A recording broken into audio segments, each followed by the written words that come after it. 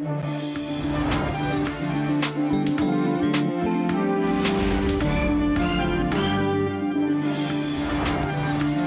meus amigos do Brasil, tudo bem por aí? Que ótimo por aqui, sempre ótimo. Uma semana abençoada aí para todos nós. Estamos começando a semana, segunda-feira, última semana do mês. Muita força aí para todos nós, hein? Visão Geral, chegando para entrevistar hoje aqui a vereadora Mariana Conte, vereadora em Campinas, a única mulher que tem uma cadeira hoje na Câmara Municipal de Campinas. Já esteve aqui, não é, querida? E gostamos tanto que convidamos de novo. Tudo bem? Tudo bem, Alberto. Seja muito bem-vinda, querida. Obrigada. Boa tarde aos telespectadores do Visão Geral. Aqui, a sua câmera está aqui, ó. Isso. Boa tarde aos telespectadores do Visão Geral. É um prazer estar aqui novamente. Muito bom, muito bom. Homem é machista, não? A questão não é que o homem é machista ou não, né? A gente sabe que o machismo, ele está em tudo. Inclusive, muitas vezes as próprias mulheres manifestam machismo. A questão que eu acredito é que os homens têm privilégios diante das desigualdades. Né? A desigualdade de gênero é um dado da realidade. As mulheres ganham menos. As mulheres, por exemplo, na Câmara, eu sou a única mulher e sou a 15ª em 220 anos de história. 15ª, só 15? Só 15, exato. Só 15 mulheres. Exato. As mulheres, quando a gente vê nos espaços de decisão, nos espaços de poder, as mulheres estão excluídas. As mulheres, elas são responsáveis, na sua grande maioria, pelo trabalho doméstico e acumulam trabalho dentro e fora de casa. Então, isso garante privilégios aos homens. E é da natureza do privilégio cegar, né? É isso aí, olha. Gente, primeiro que eu fiz essa pergunta para a Mariana, porque a Mariana é defensora da causa feminina, entendeu? Então, e a gente tem muita coisa para falar sobre isso aqui. A Mariana é socióloga, ela é mestre em sociologia, formada pela Universidade Estadual de Campinas, além do bacharelado e mestrado. E ela está licenciada exatamente da rede pública para poder exercer a função de vereadora. E a gente fala função, né? Mas é o trabalho, porque vereador trabalha e trabalha bastante. E a Mariana é a 15ª mulher eleita na história da Câmara Municipal de Campinas. Quase 7.000 votos. Foi a mulher mais votada da história, filiada ao PSOL, Partido Socialista e Liberdade. Aliás, é o seguinte, eu falei PSOL agora porque quis, mas na verdade eu falo PSOL. É PSOL ou PSOL? A critério de quem... Porque eu já ouvi muito falar PSOL. Critério. Eu falo PSOL. PSOL. PSOL. Então tá bom. Eu acho mais simpático. Perfeito, muito bem. Mariana, você está licenciada da Unicamp. Sim, eu sou funcionária da Unicamp, estou licenciada. Concursada. Concursada, exato. Muito bem. Eu não sei qual que é o salário da Unicamp, mas se o salário da Unicamp for maior que o salário de vereador, você não tem que receber o maior? Não, eu entrei com uma pedido de licença sem vencimentos na universidade, porque a gente não pode acumular... Sim, mas por exemplo, como vereadora você recebe mais do que como funcionário? Porque se fosse o contrário, você poderia optar por receber outro. Eu acredito que tem uma Sim, para poder fazer esse... Mas na Unicamp, eu entrei com um pedido de licença sem vencimentos. Até para poder me dedicar à vereança de forma integral, porque é bastante coisa. Muita coisa, né? É bastante coisa. E com que plataforma você conseguiu se eleger? Como é que você convenceu os seus eleitores? Na verdade, é importante dizer que a minha campanha foi uma campanha muito coletiva, né, Alberto? Quer dizer, eu estou representando um conjunto de pessoas, então esses votos não são só meus. Sim. Né? São um conjunto de pessoas. A defesa dos serviços públicos, a luta das mulheres, contra a corrupção, contra os privilégios, que é uma crítica muito grande que o meu partido, inclusive, encabeça, né, o PSOL. Nós temos uma visão diferenciada de fazer política, né? Nós não fazemos alianças por conveniência. Seu partido é radical?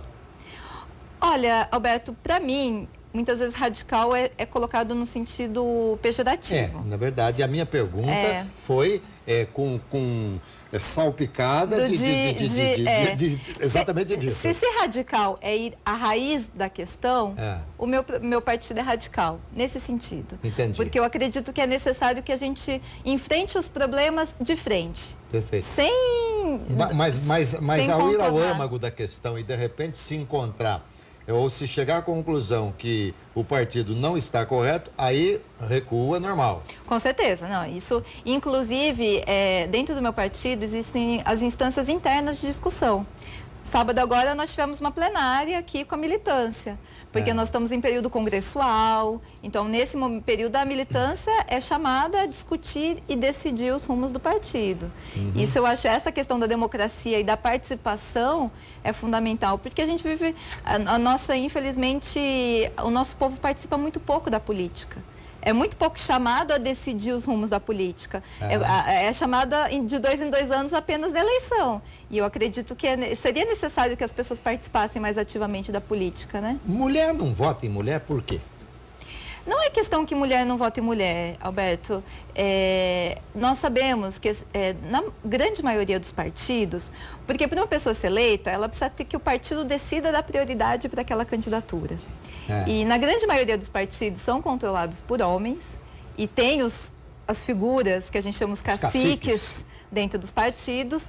Então, boa parte das mulheres acabam sendo candidatas, né, concorrendo à eleição para cumprir a cota partidária. Então, tem que ser uma decisão do partido também de priorizar as mulheres. O pessoal, nós temos uma organização interna, que é o que a gente chama da auto-organização das mulheres. Isso tem dado efeito. Nós elegemos 10 vereadoras feministas pelo Brasil no ano passado. Então, eu acredito que é também uma luta para que os partidos deem prioridade para as mulheres serem... Você gosta de ser chamada de feminista? Eu gosto, sou feminista, me reivindico feminista. Isso, feminista. Então, sim. E eu aprendi muito com o feminismo, viu, Alberto? Eu tive contato com o feminismo há uns 18 anos, mais ou menos, e eu aprendi muito, me fortaleci, e eu acredito que boa parte das coisas que eu conquistei foi porque o feminismo me deu força para enfrentar. Em 30 segundos, 1 minuto, o que é ser feminista? Feminismo, tem uma frase que eu gosto muito que é assim, o feminismo é a ideia radical de que as mulheres são gente. Mas alguém duvida disso? Muita gente. Muitas vezes. Basta ver os índices de feminicídio. Basta ver o feminicídio, que são assassinatos de mulheres, na sua grande maioria por parceiros, ex-parceiros, namorados, maridos. Isso é um dado que a gente tem acompanhado. Que a gente tem acompanhado. Bom, eu começo para mim, eu começo a entender de que não é pelo feminicídio. O homicídio já é abominável, tá certo? É interessante que o homicídio não significa homens que morrem, né? Mas a grande realidade, na minha visão, é que, de uma maneira geral, o que nós temos que abominar é exatamente o mau caratismo, o assassino, essa coisa toda. Quando, por exemplo, se coloca uma delegacia especializada, e aliás você defende aqui um trabalho de uma delegacia para as lesões domésticas, violência doméstica. É uma vara especializada. Uma vara especializada em violência doméstica e familiar. Agora, se nós tivéssemos uma justiça, uma lei que fosse cumprida realmente, você acha que haveria necessidade de fracionar? O Delegacia da Mulher, a vara de violência doméstica, o crime comum, o crime qualificado. Se nós tivéssemos algo que fosse forte, não haveria nessa necessidade, você não acha? O problema é que as características da violência contra a mulher e do assassinato de mulheres são diferentes. Grande parte da violência contra a mulher acontece dentro de casa. E grande parte dos assassinatos de mulheres acontecem por pessoas que têm relação afetiva com as mulheres. Isso torna muito complexo, porque em grande medida é tabu, não se fala no assunto, é vergonha. E normalmente quando chega num caso de um marido ou de um namorado assassinar a namorada ou a esposa, ela já vem de um ciclo de violência. É o que nós chamamos que é uma morte que é previsível, que poderia ter sido evitada. Porque é diferente, por exemplo, do caso de assassinatos que a pessoa não tem nenhuma relação com a vítima e de repente... um acidente de trânsito, alguma coisa e tal. Entendi. Acontece. Nesse caso, no assassinato de mulheres... É morte anunciada. É morte anunciada por pessoas muito próximas, que têm relação afetiva com a vítima. Então aí o trabalho efetivo de todas vocês é no sentido de que a mulher, ela é a grande responsável para evitar, desde que ela procure realmente os órgãos antecipadamente.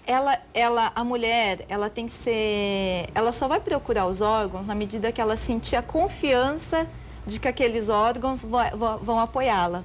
Eu dou exemplo, a vara de juizado especializada, A gente, desde que eu assumi a presidência da Comissão da Mulher, nós colocamos isso como prioridade, porque é uma coisa que está prevista na Lei Maria da Penha. Várias cidades menores que Campinas têm vara especializada. Campinas, com 1.100.000 habitantes, não tem ainda. É um setor na justiça que vai atender especializado em violência doméstica e familiar. Isso aconteceu, inclusive, no... Desculpa, só me interromper. Atende também a violência no filho, irmão, enfim, violência doméstica de uma maneira geral. Violência... Na verdade, existe a vara da infância e da juventude. A ideia é que se articule junto, que trabalhe junto. Entendi. Nesse caso, é a violência doméstica contra a mulher. Contra a mulher, tá. Lógico que a violência contra a mulher normalmente é acompanhada da violência com relação aos filhos. Então, elas têm que atuar junto. E é exatamente por isso que nós acreditamos que é preciso atuar conjuntamente. E eu vou dar um exemplo. Eu estou produzindo um dossiê sobre a violência contra a mulher, aqui como trabalhos da Comissão da Mulher, e nós tivemos um depoimento de uma mulher que veio fugida de Minas Gerais para cá, porque o marido estava ameaçando de morte. Ele ameaçava de morte, ela fazia boletim de ocorrência, entrava com medida protetiva, mas não adiantava, ele continuava ameaçando. Só que ele entrou com um pedido da guarda dos filhos. E a própria justiça deu o endereço dela de Campinas para o agressor. E aí ele veio para cá? E aí ele veio para cá atrás dela. Mas e... Bom, aí ela continua, né? Continua fugindo, continua querendo... O problema é que, na verdade, o que nós discutimos assim, as ameaças contra as mulheres precisam ser levadas a sério, a mulher precisa ser ouvida e ser acreditada, porque é muito comum desacreditar a mulher, e é necessário que essas medidas, medida protetiva, a prisão do agressor, o afastamento com relação aos filhos. Já que você está fazendo um dossiê da violência, então acho que você é a pessoa mais indicada para responder o que eu queria saber.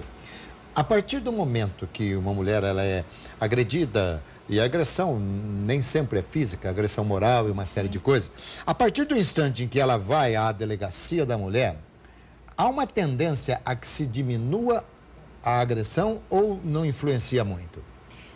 Nós lutamos para que, a partir do momento que a mulher ela procure a delegacia, exista um conjunto de medidas que apoiem a mulher para que diminua. Protetivas também. Medidas protetivas, medidas de apoio, acompanhamento psicológico. Mas você tem aí uma estatística de se diminui ou não quando ela procura? Porque se diminuir, mais do que rapidamente, a gente tem que falar assim, vocês têm que ir a todo momento denunciar. Com certeza. A mulher, é fundamental a mulher denunciar. E por que o homem agride? Aí que tá, por isso que aí é o machismo. Existe uma relação, inclusive cultural, que nós atribuímos ao patriarcalismo. Na verdade, a nossa sociedade, ela patriarcal. Ela tem uma origem patriarcal. E dentro dessa concepção patriarcal, o homem tem o direito de decidir sobre a vida e a morte da mulher. Né? Isso é muito... Isso é uma imbecilidade. É uma imbecilidade, né? Mas isso ainda acontece. Muitas vezes o homem não aceita o fim do relacionamento. Tratar a mulher como um objeto, como uma posse. Mariana, o tempo está passando.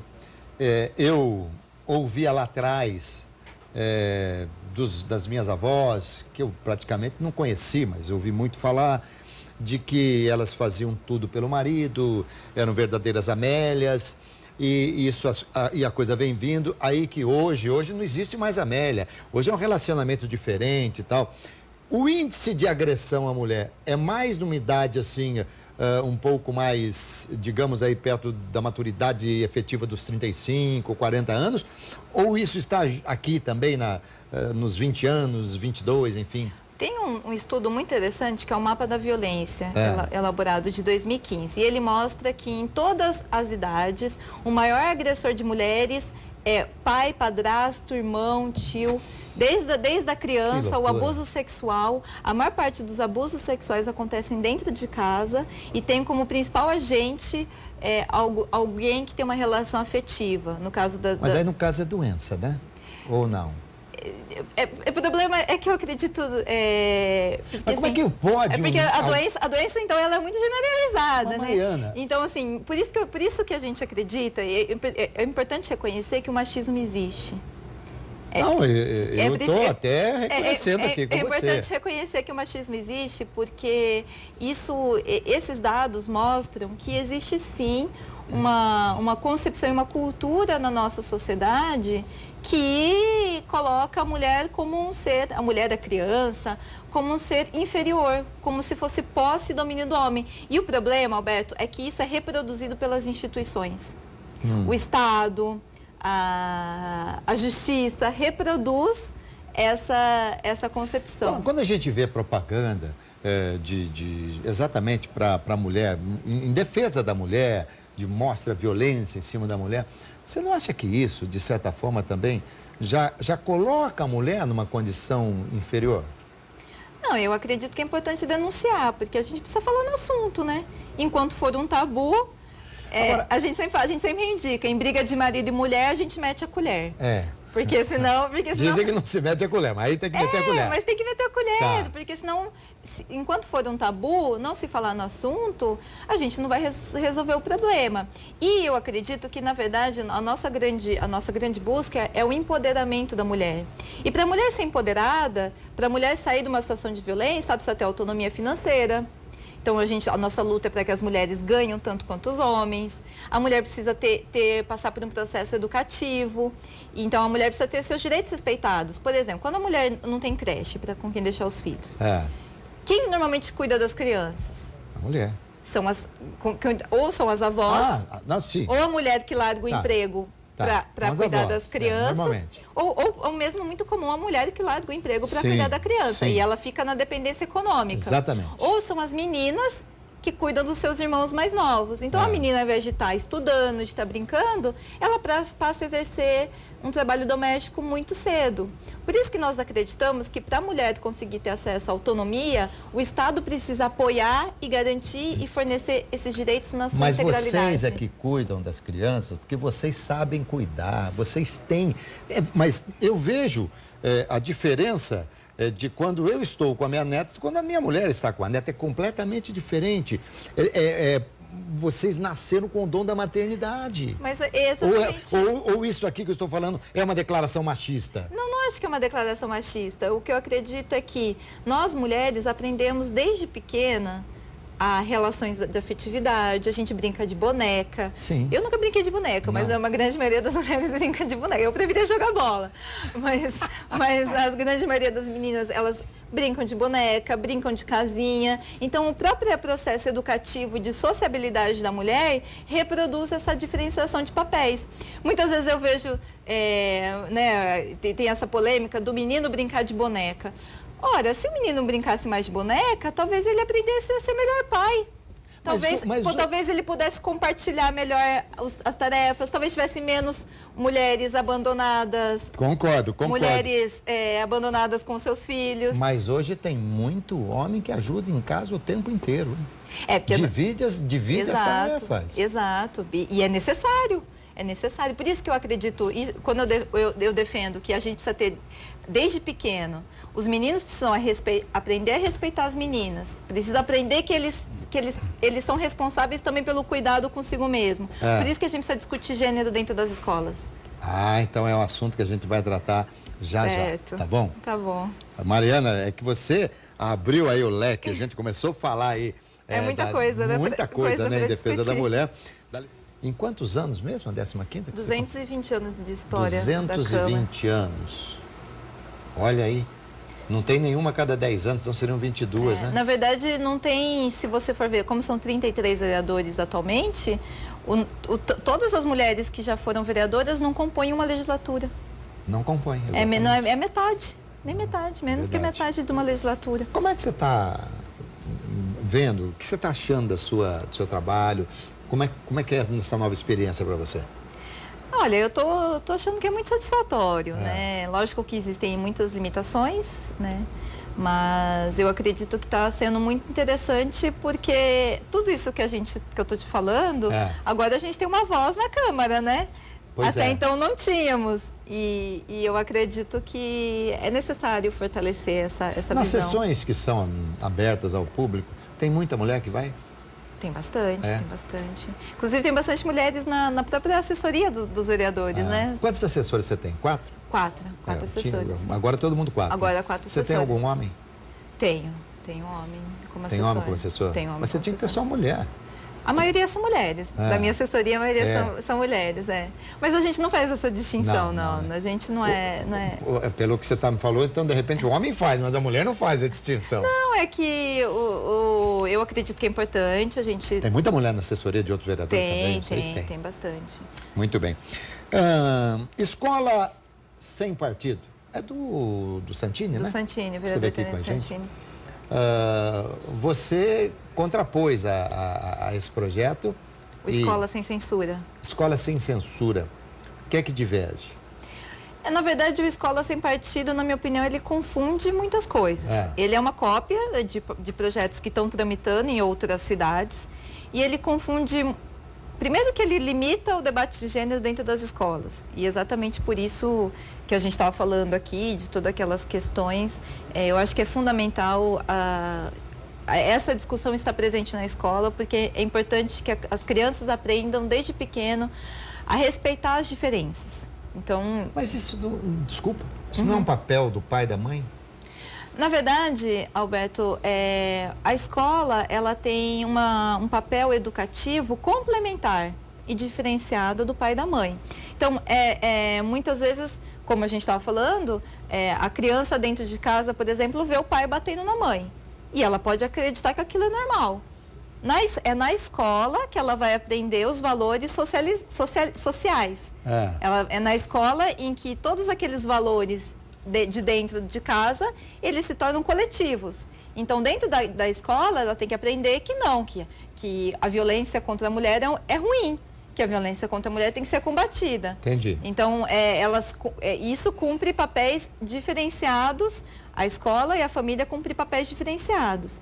Mas o Escola Sem Partido, além disso, ele traz uma visão de que, teoricamente, combateria partidos, mas na verdade essa visão de combater posições políticas dentro da escola, ela reforça simplesmente a posição única. Vou dar um exemplo.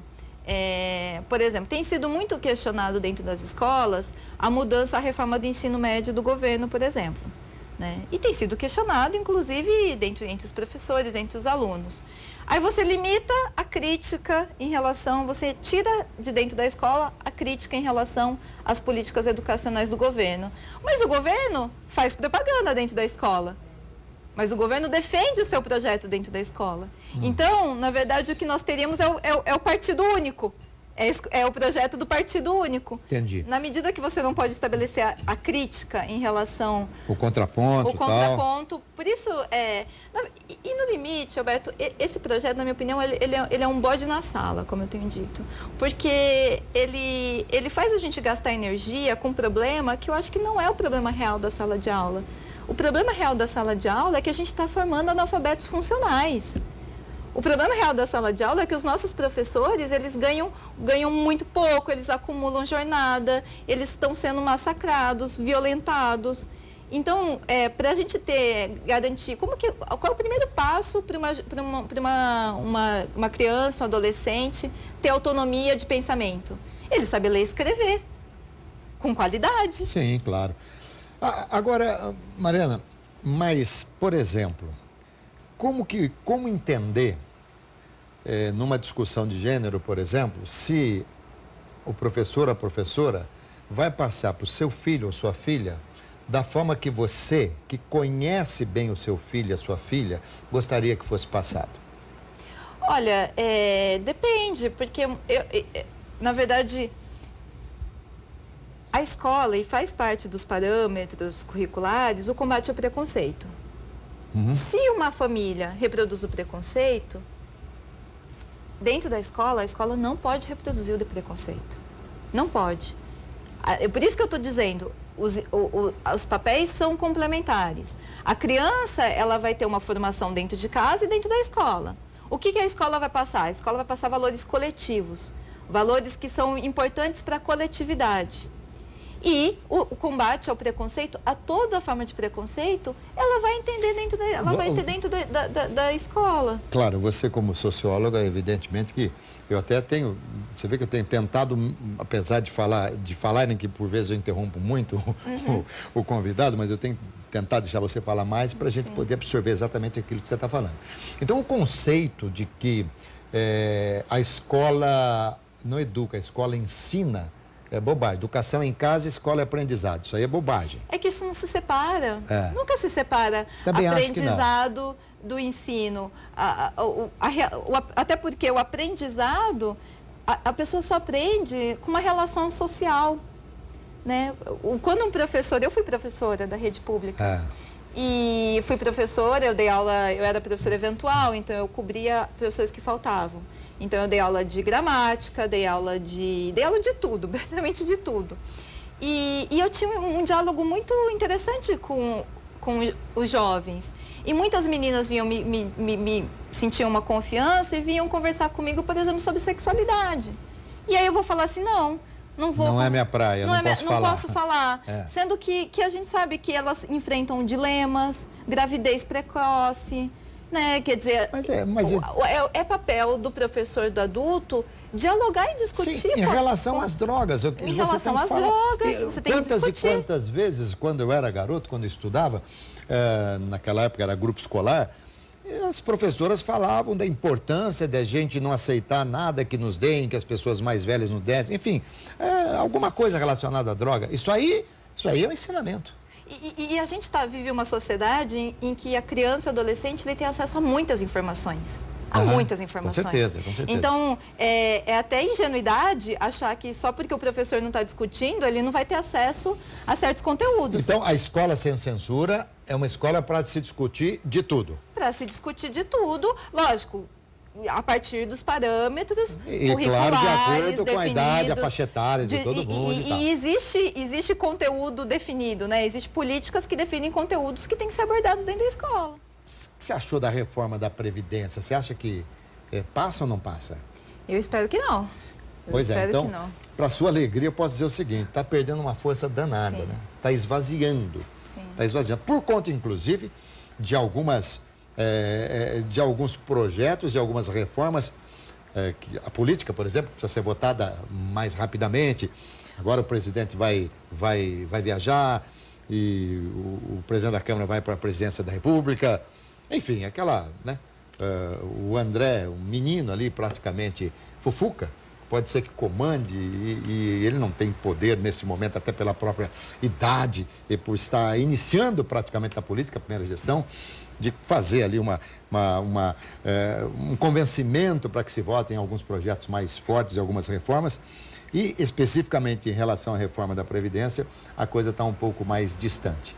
Acho que para todo mundo, eu não sei, parece que está havendo uma unanimidade nacional. Ninguém quer reforma, né?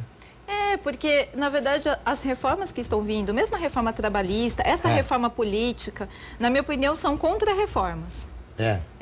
A própria reforma política que está sendo votada, quer dizer, até a liderança do PSOL na Câmara fez um estudo que, se valesse as regras que estão sendo apresentadas em 2014, 92% dos deputados teriam sido reeleitos.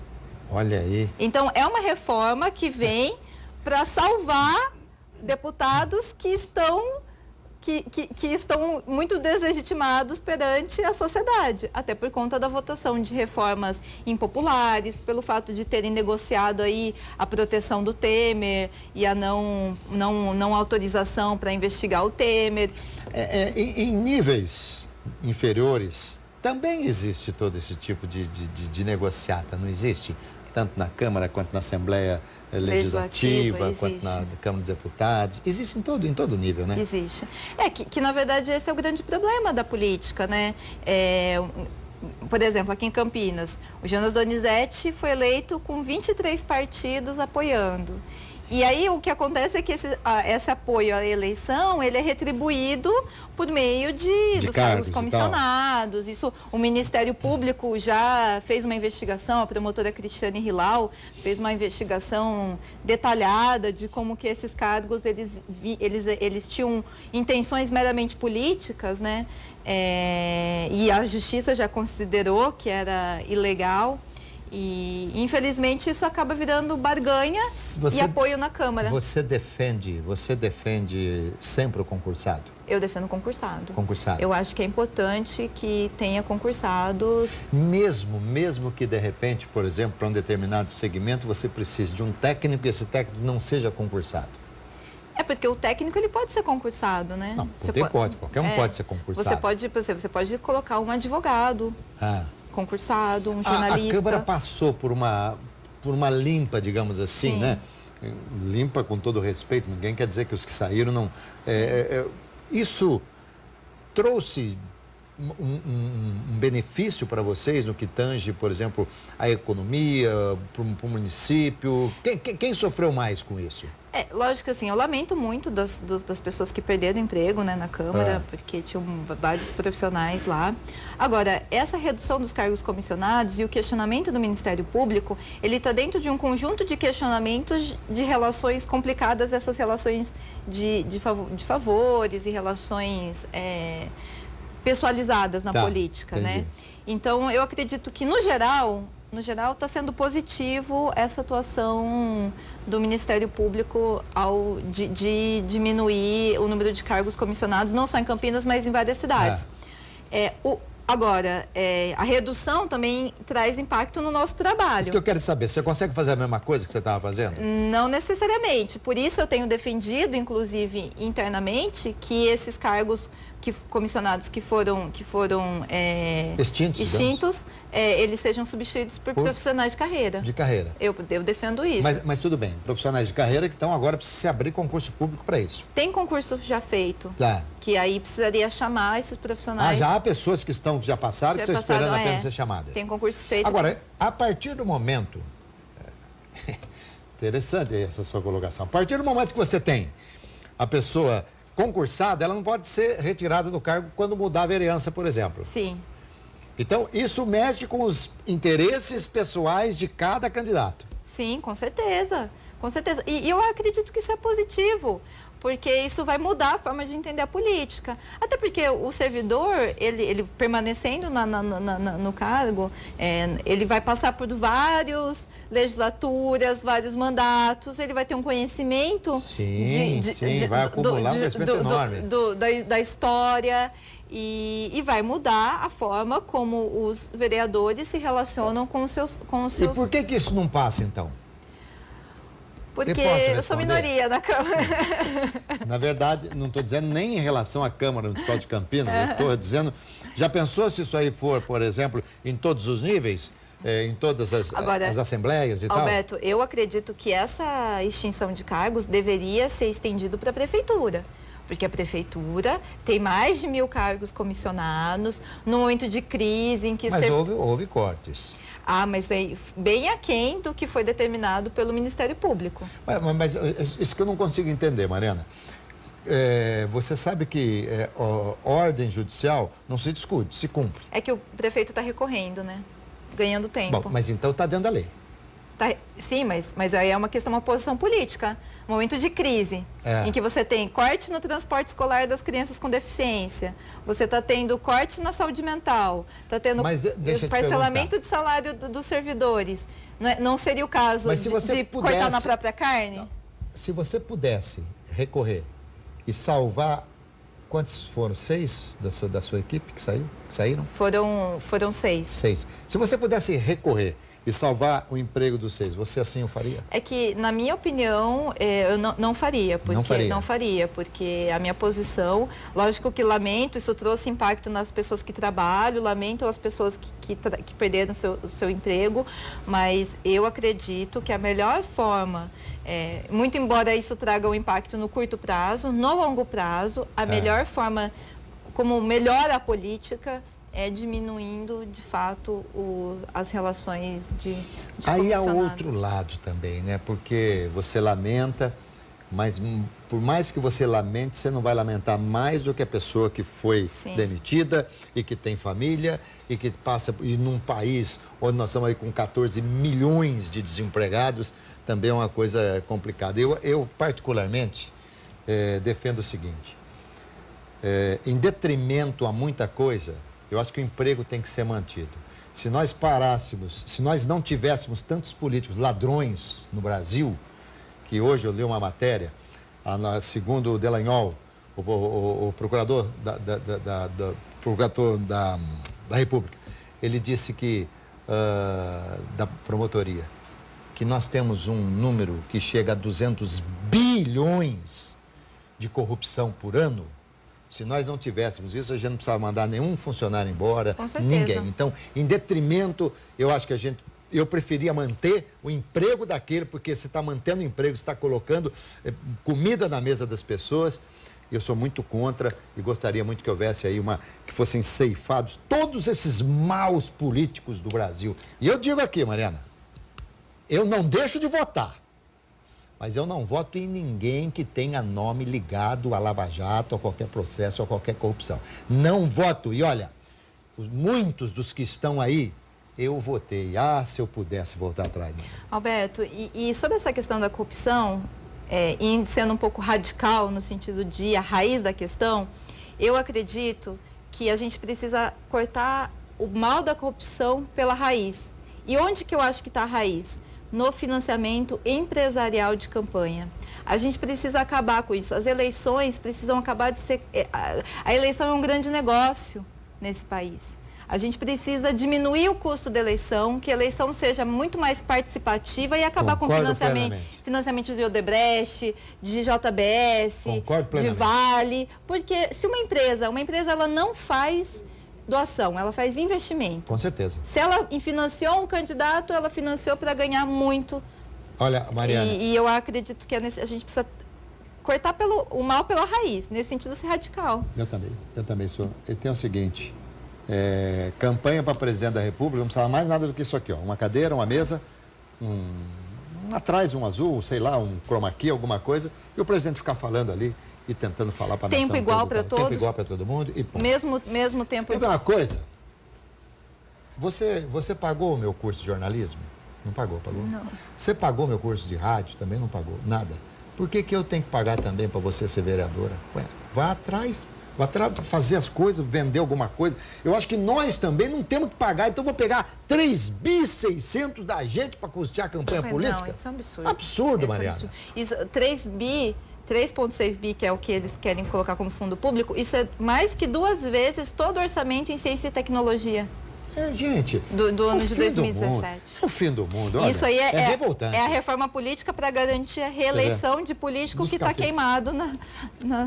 Bom, querido, o tempo passou e nós encerramos o programa. Eu adorei estar aqui com você mais uma vez. Você é muito gente boa, muito simpática, fala muito bem. Obrigada. Divergimos em algumas coisas, mas isso é a democracia. Sim, com certeza, né? Obrigada, Alberto. Foi um prazer estar aqui novamente. Obrigada aos telespectadores da